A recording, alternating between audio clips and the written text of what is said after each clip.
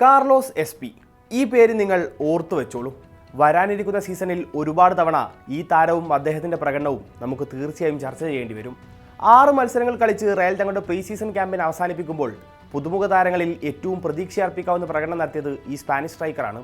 2 goal മാത്രമാണ് നേടിയതെങ്കിലും positioning കൊണ്ടും work rate കൊണ്ടും താരം ഇതിനോടകം തന്നെ റയൽ ഫാൻസിനെ കയ്യിലെടുത്ത് കഴിഞ്ഞു. കഴിഞ്ഞ സീസൺ ലാലിഗയിലെ മികച്ച അണ്ടർ-23 താരത്തിനുള്ള അവാർഡ് പോക്കറ്റിലാക്കിയ താരം ഇക്കുറിയും അതേ പ്രകടനം തന്നെ പുറത്തെടുക്കാനാണ് എത്തുന്നത്. കളിച്ച 6 പ്രീ സീസൺ മത്സരങ്ങളിൽ 5 ജയവും 1 സമനിലയും 13 ഗോളുകൾ നേടിയപ്പോൾ വഴങ്ങിയത് 4 എണ്ണം മാത്രം. 3 മത്സരങ്ങളിൽ ക്ലീൻ ഷീറ്റും സ്വന്തമാക്കി. ഒറ്റയടിക്ക് നോക്കുമ്പോൾ തൻ്റെ രണ്ടാം വരവിൽ മൗറീനോ ക്യാമ്പിൽ കാര്യങ്ങൾ പോസിറ്റീവാണ്. പക്ഷേ പ്രീ സീസൺ പെർഫോമൻസ് കണ്ട് വരാനിരിക്കുന്ന സീസൺ എങ്ങനെയാവുമെന്ന് ഒരിക്കലും മുൻകൂട്ടി പ്രവചിക്കാനാവില്ല. കാരണം ഇക്കാലയളവിൽ റയൽ കളിച്ച എതിരാളികളെ നോക്കൂ. അൽകോർക്കൂൺ, ലെഗാനസ്, ഫെറൻകോറസ്, ഡിപ്പോർട്ടിവോ, ഷാൽക്കെ, പിന്നെ ഫിയോറന്റീന. ഇവയിൽ റയലിൻ്റെ താരനിരയോട് മുട്ടി നിൽക്കാൻ പറ്റിയ ഒരു സ്ക്വാഡ് പോലുമില്ല. അതുകൊണ്ട് തന്നെ ശക്തരായ ഒരു എതിരാളി വരുമ്പോൾ റയലിൻ്റെ പ്ലാനുകൾ ഇത്ര കണ്ട് ഫലം ചെയ്യുമോ എന്ന് കണ്ടറിയേണ്ട ഒന്നാണ്. എങ്കിലും റയൽ ആരാധകർക്ക് ചില കാര്യങ്ങളിൽ പ്രതീക്ഷ വെക്കാം. അതിൽ ആദ്യത്തേത് വിനീഷ്യസിൻ്റെ പുതിയ പ്ലേയിങ് സ്റ്റൈലാണ്. സാബി, അർബലോവ, ആഞ്ചലോട്ടി എന്നിവർക്ക് കീഴിൽ കളിച്ചതുപോലെ ഒരു വിനീഷ്യസ് ആവില്ല ഇക്കുറി റയൽ നിരയിൽ ഉണ്ടാവുക. മിഡ്ഫീൽഡിൽ അർദാ ഗുളർ, ബ്രഹീം ഡിയാസ് എന്നിവരോട് ചേർന്ന് കുറച്ചുകൂടി അകത്തേക്ക് ഇറങ്ങി കളിക്കുന്ന ഒരു രീതിയിലാണ് താരം പ്രീ സീസൺ മത്സരങ്ങളിൽ കളിച്ചത്. ഇത് അറ്റാക്കിൽ റയലിൻ്റെ ലിങ്കപ്പ് പ്ലേ കുറച്ചുകൂടി സ്മൂത്താക്കുകയും വിങ് ബേസ്ഡ് കൗണ്ടറുകളുടെ വേഗത വർദ്ധിപ്പിക്കാൻ കാരണമാവുകയും ചെയ്യും.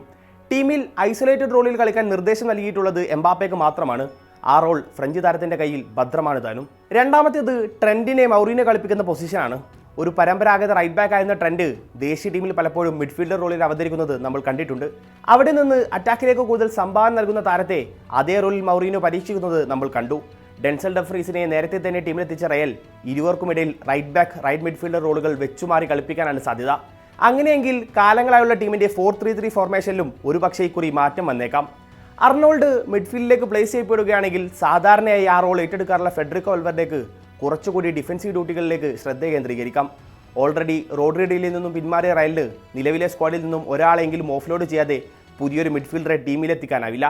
അങ്ങനെയെങ്കിൽ ടീമിൻ്റെ ഓർക്കസ്ട്രേറ്റർ റോൾ ഏറ്റെടുക്കേണ്ട ദൗത്യം വൽവേർഡേക്കാവും.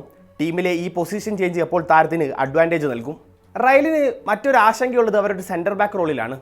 എഡർ മിലിറ്റാവോയുടെ മടങ്ങിവരവിന് സെപ്റ്റംബർ വരെ കാത്തിരിക്കണമെന്നിരിക്കെ ഇപ്പോഴുള്ള താരങ്ങളെ തന്നെ അതുവരെ ടീമിന് ഉപയോഗപ്പെടുത്തേണ്ടി വരും. അതിൽ റൗൾ അസെൻസിയോക്ക് ട്രെയിനിങ് ക്യാമ്പിൽ വെച്ച് പരിക്കേറ്റിരുന്നു. അങ്ങനെയെങ്കിൽ പിന്നെ ബാക്കിയുള്ളത് കൊനാറ്റയും റുഡിഗറും ഹ്യൂസനുമാണ്. എന്നാൽ പ്രീ സീസൺ മത്സരങ്ങൾ നൽകുന്ന സൂചനകൾ പ്രകാരം ഫെർലാൻ മെൻഡിയെ ഒരു ബാക്കപ്പ് സെൻറ്റർ ബാക്കായാണ് മൗറീനോ പരിഗണിക്കുന്നത്. ലെഫ്റ്റ് ബാക്ക് റോളിൽ കരേറാസ്, കുക്കുറ എന്ന പ്രൈമറി ഓപ്ഷനുകൾ ഉണ്ടായിരിക്കെ മെൻഡി ലെഫ്റ്റ് സെൻറ്റർ ബാക്കായി ഇറങ്ങാനാണ് സാധ്യത. സിനദിൻ സിദാൻ റയൽ പരിശീലകനായ കാലം മുതൽ ബാക്കപ്പ് സെൻറ്റർ ബാക്കായി കളിച്ച് പരിചയമുള്ള താരം മൗറീനോയ്ക്ക് കീഴിൽ ആ റോളിൽ കൂടുതൽ പരുവപ്പെടുമെന്ന് തീർച്ച. പ്രീ സീസൺ മത്സരങ്ങളിലെ പ്രകടനം കൊണ്ട് അത്ഭുതപ്പെടുത്തിയ അക്കാദമി താരം 19-കാരൻ മരിയോ റിവാസും ഒരുപക്ഷെ സീസണിൽ സീനിയർ ടീമിൻ്റെ ഭാഗമായേക്കാം. ഡിഫൻസിലേക്കും റയൽ ആളെ തിരിയുന്നുണ്ടെങ്കിലും നേരത്തെ പറഞ്ഞതുപോലെ സ്ക്വാഡ് സൈസ് ഒരു പ്രശ്നമായി തന്നെ നിലനിൽക്കുന്നു. ആന്ദ്രെ ലൂനിൻ്റെ നിലവിലെ പെർഫോമൻസിൽ ആരാധകർ തൃപ്തരാണ്. ഡിപ്പോർട്ടിവോക്കെതിരായ മത്സരത്തിൽ ബ്രഹീം ഡിയാസ് നേടിയ ഏക ഗോളിന് താരം നൽകിയ അസിസ്റ്റ് റയൽ ആരാധകർ അതിവേഗം മറക്കാനിടയില്ല. ഗെയിം കൃത്യമായി റീഡ് ചെയ്തതിൻ്റെ ഫലമായാണ് താരത്തിന് അത്തരമൊരു അസിസ്റ്റ് നൽകാനായത്. റൈറ്റിൽ റോഡ്രിഗോ, ഡിയോമാൻഡെ, ബ്രഹീം ഡിയാസ്. ലെഫ്റ്റിൽ വിനീഷ്യസ് ജൂനിയർ. സ്ട്രൈക്കർ റോളിൽ Mbappe, Endrick, Carlos Espi. Attacking മിഡായി അർദാ ഗുളർ, ജൂഡ് ബെല്ലിംഗ്ഹാം. സ്പെയിനിലെ എന്നല്ല യൂറോപ്പിലെ തന്നെ ഏതൊരു വമ്പനെയും വിറപ്പിക്കാൻ പോകുന്ന ഒരു മുന്നേറ്റ നിരയാണ് റയലിൻ്റെ ഈ സീസണിലെ കരുത്ത്. കൗണ്ടർ അറ്റാക്കിലും ബിൽഡപ്പ് പ്ലേയിലുമെല്ലാം ഒരുപോലെ തിളങ്ങാവുന്ന ഈ താരങ്ങളെ മൗറീനോ എങ്ങനെ ഉപയോഗപ്പെടുത്തുമെന്നാണ് കാത്തിരുന്നു കാണേണ്ടത്. ഈ വർഷം ഞങ്ങൾ കിരീടങ്ങൾ നേടുമെന്നാണ് എൻ്റെ വിശ്വാസം. അതാണ് ഇക്കുറി ഞങ്ങളുടെ പ്രധാന ലക്ഷ്യം. മൗറീനോ പോലെ ഒരു പരിശീലകന് കീഴിൽ കളിക്കാൻ ഇറങ്ങുന്നത് തന്നെ പോസിറ്റീവായ കാര്യമാണ്. കിരീടങ്ങൾ എങ്ങനെ നേടാമെന്ന് അദ്ദേഹത്തിന് വ്യക്തമായി അറിയാം. പറയുന്നത് കിലിയൻ എംബാപ്പയാണ്. കഴിഞ്ഞ 2 സീസണുകളിൽ വേണ്ടുവോളം ഗോളടിച്ചു കൂട്ടിയിട്ടും വ്യക്തിഗത മികവ് പുറത്തെടുത്തിട്ടും കിരീടങ്ങൾ നേടാത്തതിൻ്റെ പേരിൽ കളിയാക്കലുകൾക്ക് വിധേയനായ അതേ കിലിയൻ എംബാപ്പെ. ട്രോഫികൾ നേടുക എന്നതിലപ്പുറം മറ്റൊന്നും താരത്തിനോ ടീമിനോ ഇക്കുറി ലക്ഷ്യമായില്ല. അത് ടീമിൻ്റെ ആകെ മനോഭാവത്തിലും വ്യക്തമാണ്. ആഗസ്റ്റ് 23-ന് എസ്പാനോളിനെതിരെയാണ് റയലിൻ്റെ സീസണിലെ ആദ്യ മത്സരം. 27-ന് റയൽ സോസിഡാഡിനെ ഹോം ഗ്രൗണ്ടിലും നേരിടും.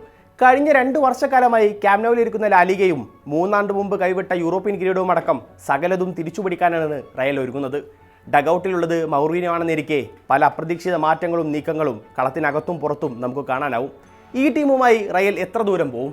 മടങ്ങിവരവിലെ ആദ്യ സീസണിൽ മൗറീനോ എത്ര കിരീടങ്ങൾ ബെർണാബിയിൽ എത്തിക്കും? കാത്തിരിക്കാം, കണ്ടറിയാം.